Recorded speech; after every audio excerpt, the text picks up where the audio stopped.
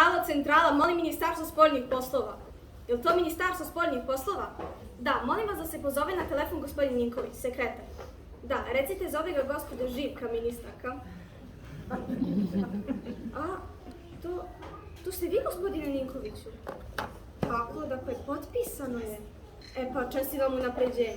Vidite dakle da sam vam održala reč, ali moram vam reći da nije to baš tako glatko. Nego, znate šta, drugo nešto sam htjela da vas zamolim. Ovaj moj nesrećnik, onaj mali gimnazista Raka, bio danas na igralištu sa decom engleskog konzula.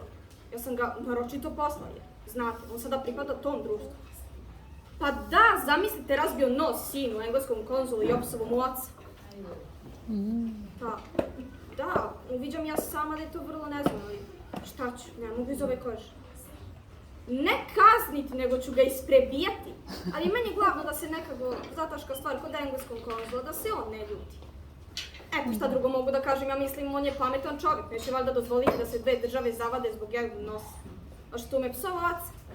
Mada to u našem jeziku ne znači ništa ružno. To je kada bi se engleski kazalo dobar dan. Kada bome. Ajde onda vi otetite odmah, dođite zatim da mi javite šta ste uradili. Kako? Pa, dobro, neka budi pa, samo molim vas, završite mi to.